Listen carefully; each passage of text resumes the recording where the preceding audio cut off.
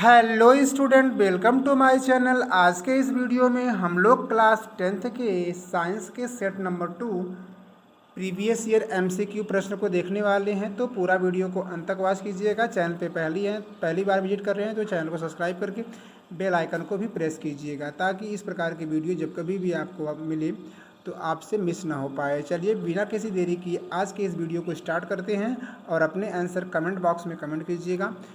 और आपके 20 में से कितने स्कोर हो रहे हैं ये मुझे ज़रूर बताइएगा।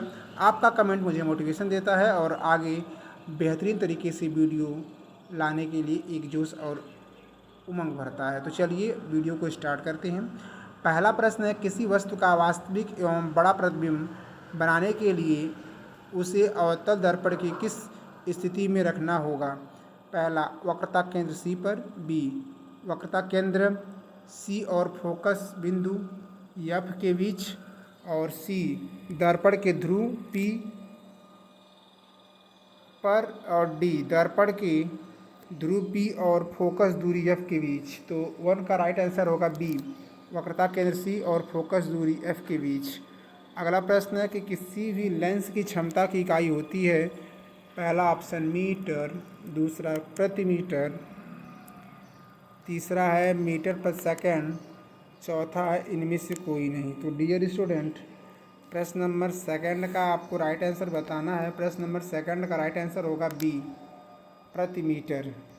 अगला प्रश्न है, एक श्वेत प्रकाश किरण जब किसी कांच के त्रिकोणीय प्रिज्म से गुजरती है तब उसके रंगों में अलग अलग विक्षेपण होता है। सबसे अधिक विचलन किस रंग के लिए होगा? पहला लाल, दूसरा पीला, तीसरा हरा, चौथा बैगनी। तो डियर स्टूडेंट्स, थर्ड का जो राइट आंसर होगा डी, बैगनी। अगला प्रश्न है कि सूर्य श्वेतांब प्रतीत होता है सूर्योदय के काफ़ी पूर्व, सूर्योदय एवं सूर्यास्त के समय, दोपहर के समय, सूर्यास्त के काफ़ी बाद। तो फोर्थ का राइट आंसर होगा सी, दोपहर के समय। अगला प्रश्न है प्रश्न नंबर 5, किसी चालक विद्युत चालक का प्रतिरोध निम्नलिखित में से किस बात पर निर्भर नहीं करता? चालक की लंबाई, चालक के पदार्थ का घनत्व, चालक का अनुप्रस्थ काट, चालक का आकार। 5 का राइट आंसर होगा डी, चालक का आकार। अगला प्रश्न है, कब 4 विद्युत चालकों का समायोजन बनाने पर उनका परिणामी प्रतिरोध न्यूनतम होगा? पहला, सभी को समांतर श्रेणी पार्श्व क्रम में जोड़ा जाए, सभी को श्रेणी क्रम में जोड़ा जाए, सी एक को श्रेणी क्रम में तथा 3 को समांतर क्रम में जोड़ा जाए, डी 2 को श्रेणी क्रम में तथा शेष को समांतर क्रम में जोड़ा जाए। तो 6 का राइट आंसर होगा ए, सभी को समांतर क्रम पार्श्व क्रम में जोड़ा जाए। तो डियर स्टूडेंट, आगे की तरफ बढ़ते हैं और अगला प्रश्न है कि एक विद्युत धारावाही चालक के कारण उत्पन्न चुंबकीय क्षेत्र की दिशा ज्ञात करने के लिए निम्नलिखित में से किस नियत की सहायता लेते हैं? पहला है फ्लेमिंग के दाएं हाथ का नियम, दूसरा है फ्लेमिंग के बाएं हाथ का नियम, तीसरा है दाहिने हाथ के अंगूठे का नियम, चौथा है ओम का नियम। तो प्रश्न नंबर 7 का जो राइट आंसर होगा बी, फ्लेमिंग के बाएं हाथ का नियम। फ्लेमिंग के बाएं हाथ के नियम से हम विद्युत क्षेत्र की दिशा को ज्ञात कर सकते हैं। अगला प्रश्न है, निम्नलिखित में से कौन सी धातु ठंडे जल से हाइड्रोजन गैस निकालती है? तो पहला ऑप्शन है तांबा, दूसरा ऑप्शन है सोना, तीसरा ऑप्शन है पोटेशियम, चौथा ऑप्शन एल्युमिनियम। तो 8 का राइट आंसर होगा सी, पोटेशियम। तो ठंडे जल से हाइड्रोजन गैस निकालने वाली जो धातु है वो है पोटेशियम। अगला प्रश्न है कि निम्नलिखित में से एल्कीन है? H C triple bond CH, H2C double bond CH2, CH3 single bond CH2 single bond CH3, D option है CH3 single bond C double bond CH। तो 9th का जो राइट आंसर होगा डियर स्टूडेंट वो होगा आपका B, option number B. H2C single bond CH2। अगला प्रश्न है कि 1 बिलियन लाल लिटमस को नीला कर देता है, इसका pH मान संभव है। 1, बी ऑप्शन 3, सी ऑप्शन 6 और डी ऑप्शन है 8। तो डियर स्टूडेंट, प्रश्न नंबर 10 का जो राइट आंसर होगा 8। 8 जो बिलियन है लाल लिटमस को नीला कर देता है, क्योंकि 7 से अधिक होने पर वह आपका क्षारी कहलाता है। अगला प्रश्न है क्लोरीन के अणु में आबंध पाया जाता है, आयनिक आबंध, एक संयोजी आबंध, द्विसंयोजी आबंध, त्रिसंयोजी आबंध। तो 11th का राइट आंसर होगा बी, एक संयोजी आबंध। अगला प्रश्न, जल को जीवाणु रहित बनाने में उपयोगी पदार्थ है, धावण सोडा, बेकिंग सोडा, फिटकरी, विरंजक चूर्ण। तो 12 का राइट आंसर होगा डी, विरंजक चूर्ण। अगला प्रश्न है, जिन अभिक्रियाओं में आयनों के विनिमय से नए यौगिक बनते हैं उन्हें कहा जाता है, प्रतिस्थापन अभिक्रिया, उभय अपघटन, योगात्मक अभिक्रिया, वियोजन। तो 13 का राइट आंसर होगा बी, उभय अपघटन।